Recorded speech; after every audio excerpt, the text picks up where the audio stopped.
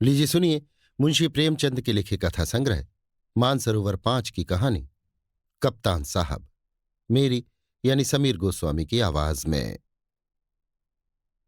जगत सिंह को स्कूल जाना कुनैन खाने या मछली का तेल पीने से कम अप्रिय न था।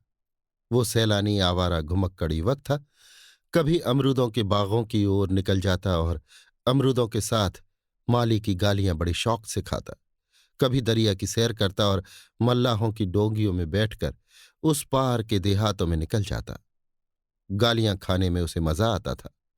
गालियां खाने का कोई अवसर वो हाथ से न जाने देता। सवार के घोड़े के पीछे ताली बजाना, इक्कों को पीछे से पकड़कर अपनी ओर खींचना, बुड्ढों की चाल की नकल करना उसके मनोरंजन के विषय थे। आलसी काम तो नहीं करता, पर दुर्व्यसनों का दास होता है और दुर्व्यसन धन के बिना पूरे नहीं होते। जगत सिंह को जब अवसर मिलता घर से रुपए उड़ा ले जाता। नकद न मिले तो बर्तन और कपड़े उठा ले जाने में भी उसे संकोच न होता था। घर में जितनी शीशियां और बोतलें थीं वो सब उसने एक एक करके गुदड़ी बाजार पहुंचा दी। पुराने दिनों की कितनी चीजें घर में पड़ी थीं उसके मारे एक भी न बची। इस कला में ऐसा दक्ष और निपुण था कि उसकी चतुराई और पटुता पर आश्चर्य होता था। एक बार वो बाहर ही बाहर केवल कारिनसों के सहारे अपने 2 मंजिला मकान की छत पर चढ़ गया और ऊपर ही से पीतल की एक बड़ी थाली लेकर उतर आया। घर वालों को आहट तक न मिली। उसके पिता ठाकुर भक्त सिंह अपने कस्बे के डाकखाने के मुंशी थे। अफसरों ने उन्हें शहर का डाकखाना बड़ी दौड़ धूप करने पर दिया था, किंतु भक्त सिंह जिन इरादों से यहां आए थे उनमें से एक भी पूरा न हुआ। उल्टी हानि ये हुई कि देहातों में जो भाजी साग, उपले ईंधन मुफ्त मिल जाते थे यहां बंद हो गए। यहां सबसे पुराना घराव था। किसी को न दबा सकते थे न सता सकते थे। इस दुरवस्था में जगत सिंह की हथलपकियां बहुत अखर थीं। उन्होंने कितनी ही बार उसे बड़ी निर्दयता से पीटा। जगत सिंह भीमकाय होने पर भी चुपके से मार खा लिया करता था। अगर वो अपने पिता के हाथ पकड़ लेता तो वो हिल भी न सकते। पर जगत सिंह इतना सीना जोर न था। हाँ, मारपीट घुड़की धमकी किसी का भी उस पर असर न होता था। जगत सिंह ज्यों ही घर में कदम रखता चारों ओर से कांव कांव मच जाती। माँ दुर दुर करके दौड़ती। बहनें गालियां देने लगती, मानो घर में कोई सांड घुस आया हो। बेचारा उल्टे पांव भागता। कभी कभी 2-2, 3-3 दिन भूखा रह जाता। घर वाले उसकी सूरत से जलते थे। इन तिरस्कारों ने उसे निर्लज्ज बना दिया था।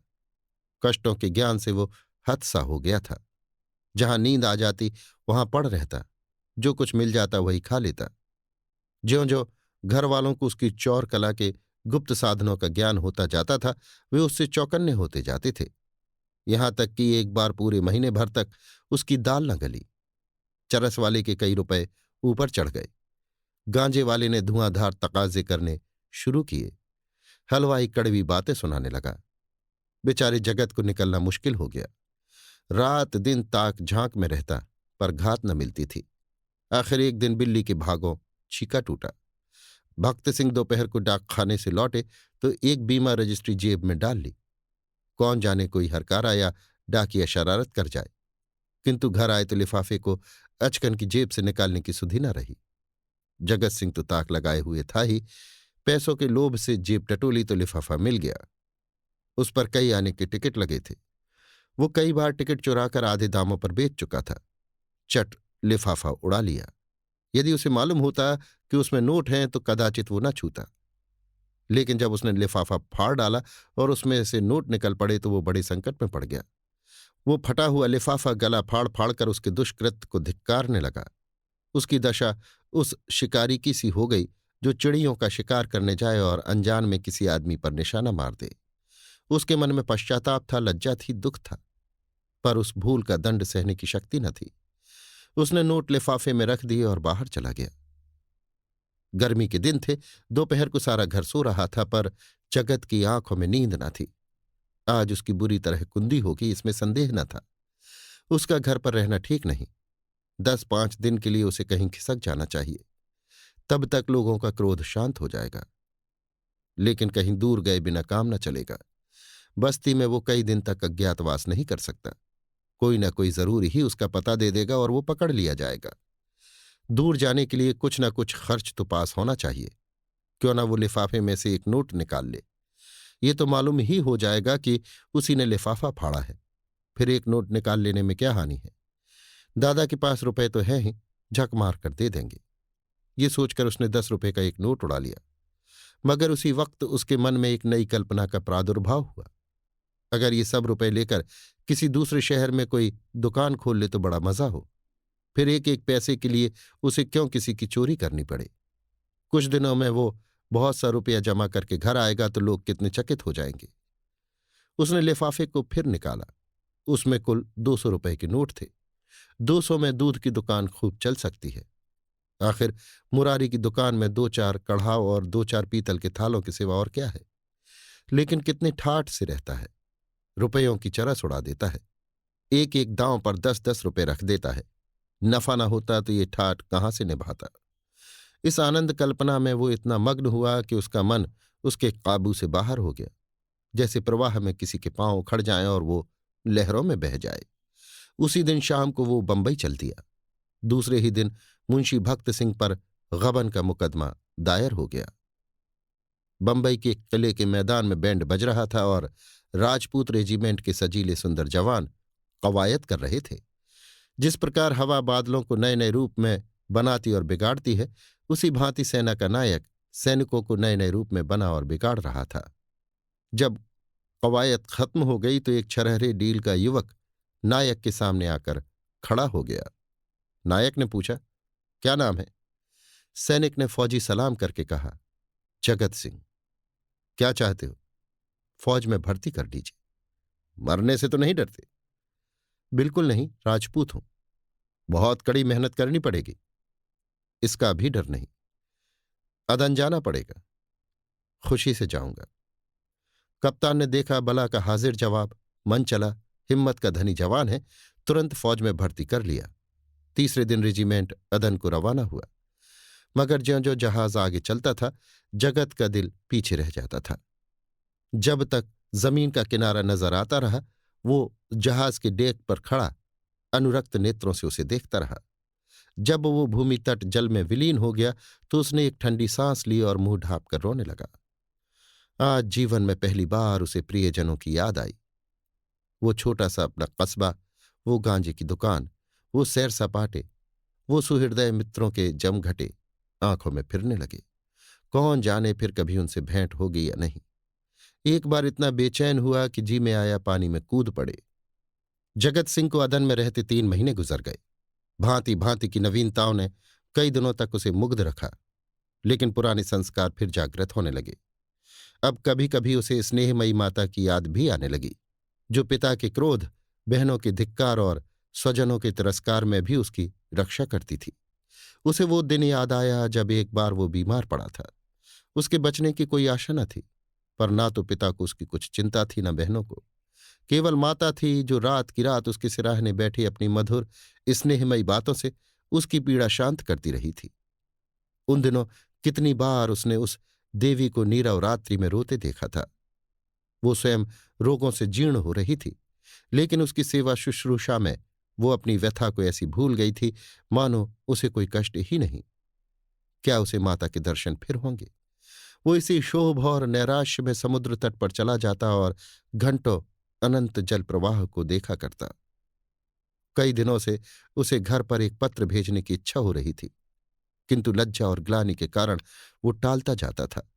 आखिर एक दिन उससे न रहा गया। उसने पत्र लिखा और अपने अपराधों के लिए क्षमा मांगी। पत्र आदि से अंत तक भक्ति से भरा हुआ था। अंत में उसने इन शब्दों में अपनी माता को आश्वासन दिया था, माता जी, मैंने बड़े बड़े उत्पात किए हैं। आप लोग मुझसे तंग आ गई थी। मैं उन सारी भूलों के लिए सच्चे हृदय से लज्जित हूं और आपको विश्वास दिलाता हूं कि जीता रहा तो कुछ ना कुछ कर दिखाऊंगा। तब कदाचित आपको मुझे अपना पुत्र कहने में संकोच न होगा। मुझे आशीर्वाद दीजिए कि अपनी प्रतिज्ञा का पालन कर सकूं। ये पत्र लिखकर उसने डाक में छोड़ा और उसी दिन से उत्तर की प्रतीक्षा करने लगा। किंतु 1 महीना गुजर गया और कोई जवाब न आया। अब उसका जी घबराने लगा। जवाब क्यों नहीं आता? कहीं माताजी बीमार तो नहीं है? शायद दादा ने क्रोधवश जवाब न लिखा होगा। कोई और विपत्ति तो नहीं आ पड़ी। कैंप में एक वृक्ष के नीचे कुछ सिपाहियों ने शालिग्राम की एक मूर्ति रख छोड़ी थी। कुछ श्रद्धालु सैनिक रोज उस प्रतिमा पर जल चढ़ाया करते थे। जगत सिंह उनकी हंसी उड़ाया करता, पर आज वो विक्षिप्तों की भांति उस प्रतिमा के सम्मुख जाकर बड़ी देर तक मस्तक झुकाए बैठा रहा। वो इसी ध्यान अवस्था में बैठा था कि किसी ने उसका नाम लेकर पुकारा। ये दफ्तर का चपरासी था और उसके नाम की चिट्ठी लेकर आया था। जगत सिंह ने पत्र हाथ में लिया तो उसकी सारी देह कांप उठी। ईश्वर की स्तुति करके उसने लिफाफा खोला और पत्र पढ़ा। लिखा था, तुम्हारे दादा को गबन के अभियोग में 5 वर्ष की सजा हो गई है। तुम्हारी माता इसी शोक में मरणासन्न है।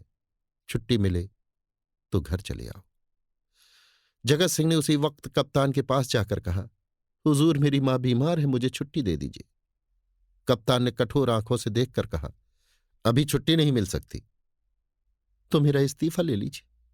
अभी इस्तीफा भी नहीं लिया जा सकता।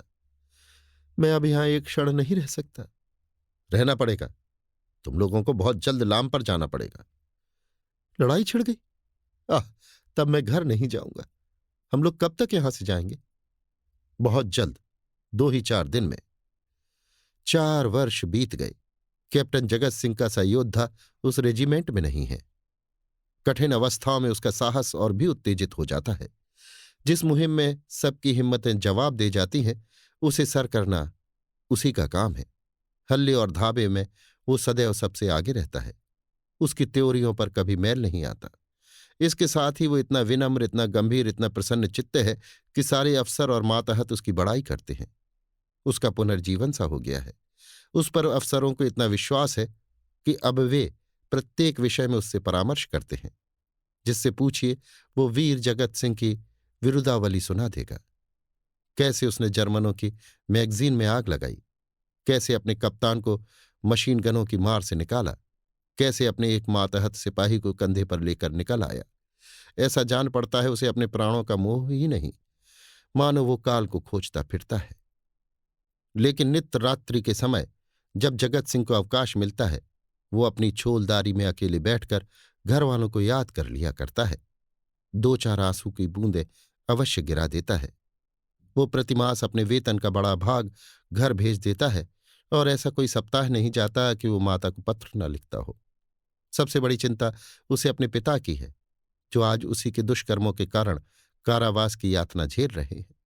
हाय, वो कौन दिन होगा कि उनके चरणों पर सिर रखकर अपना अपराध क्षमा कराएगा और वो उसके सिर पर हाथ रखकर आशीर्वाद देंगे। 4.25 वर्ष बीत गए। संध्या का समय है। नैनी जेल के द्वार पर भीड़ लगी हुई है। कितने ही कैदियों की मियाद पूरी हो गई है। उन्हें लेवा जाने के लिए उनके घरवाले आए हुए हैं, किंतु बूढ़ा भक्त सिंह अपनी अंधेरी कोठरी में सिर झुकाए उदास बैठा हुआ है। उसकी कमर झुककर कमान हो गई है। देह अस्थि पंजर मात्र रह गई है। ऐसा जान पड़ता है किसी चतुर शिल्पी ने एक अकाल पीड़ित मनुष्य की मूर्ति बनाकर रख दी है। उसकी मियाद भी पूरी हो गई है, लेकिन उसके घर से कोई नहीं आया। कौन आए? आने वाला था ही कौन? एक बूढ़े किंतु हष्टपुष्ट कैदी ने आकर उसका कंधा हिलाया और बोला, कहो भगत, कोई घर से आया? भक्त सिंह ने कंपित कंठ स्वर से कहा, घर पर है ही कौन? घर तो चलोगे ही। मेरा घर कहाँ है? तो क्या यहीं पड़े रहोगे? अगर ये लोग निकाल न देंगे तो यहीं पड़ा रहूंगा। आज 4 साल के बाद भक्त सिंह को अपने प्रताड़ित निर्वासित पुत्र की याद आ रही थी, जिसके कारण जीवन का सर्वनाश हो गया, आबरू मिट गई, घर बर्बाद हो गया। उसकी स्मृति भी उन्हें असह्य थी। किंतु आज नैराश्य और दुख के अथाह सागर में डूबते हुए उन्होंने उसी तिनके का सहारा लिया। न जाने उस बेचारी की क्या दशा हुई। लाख बुरा है तो अपना लड़का ही। खानदान की निशानी तो है, मरूंगा तो 4 आंसू तो बहाएगा, 2 चिल्लू पानी तो देगा। हाय, मैंने उसके साथ कभी प्रेम का व्यवहार नहीं किया। जरा भी शरारत करता तो यमदूत की भांति उसकी गर्दन पर सवार हो जाता। एक बार रसोई में बिना पैर धोए चले जाने के दंड में मैंने उसे उल्टा लटका दिया था। कितनी बार केवल जोर से बोलने पर मैंने उसे तमाचे लगाए। पुत्र सा रत्न पाकर मैंने उसका आदर न किया। ये उसी का दंड है। जहां प्रेम का बंधन शिथिल हो, वहां परिवार की रक्षा कैसे हो सकती है। सवेरा हुआ। आशा का सूर्य निकला। आज उसकी रश्मियां कितनी कोमल और मधुर थीं। वायु कितनी सुखद, आकाश कितना मनोहर, वृक्ष कितने हरे भरे, पक्षियों का कलरव कितना मीठा। सारी प्रकृति आशा के रंग में रंगी हुई थी। पर भक्त सिंह के लिए चारों ओर घोर अंधकार था। जेल का अफसर आया। कैदी एक पंक्ति में खड़े हुए। अफसर एक एक का नाम लेकर रिहाई का परवाना देने लगा। कैदियों के चेहरे आशा से प्रफुल्लित थे। जिसका नाम आता वो खुश खुश अफसर के पास जाता, परवाना लेता, झुककर सलाम करता और तब अपने विपत्ति काल के संगियों से गले मिलकर बाहर निकल जाता।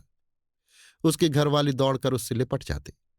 कोई पैसे लुटा रहा था, कहीं मिठाइयां बांटी जा रही थी, कहीं जेल के कर्मचारियों को इनाम दिया जा रहा था। आज नरक के पुतले विनम्रता के देवता बने हुए थे। अंत में भक्त सिंह का नाम आया। वो सिर झुकाए आहिस्ता आहिस्ता जेलर के पास गए और उदासीन भाव से परवाना लेकर जेल के द्वार की ओर चले, मानो सामने कोई समुद्र लहरें मार रहा है। द्वार से बाहर निकलकर वो जमीन पर बैठ गए। कहाँ जाए। सहसा उन्होंने एक सैनिक अफसर को घोड़े पर सवार जेल की ओर आते देखा। उसकी देह पर खाकी वर्दी थी, सिर पर कारचोबी साफा, अजीब शान से घोड़े पर बैठा हुआ था। उसके पीछे पीछे एक फिटन आ रही थी। जेल के सिपाहियों ने अफसर को देखते ही बंदूकें संभाली और लाइन में खड़े होकर सलाम किया। भक्त सिंह ने मन में कहा, एक भाग्यवान वो है जिसके लिए फिटन आ रही है, और एक अभागा मैं हूं जिसका कहीं ठिकाना नहीं। फौजी अफसर ने इधर उधर देखा और घोड़े से उतरकर सीधे भक्त सिंह के सामने आकर खड़ा हो गया।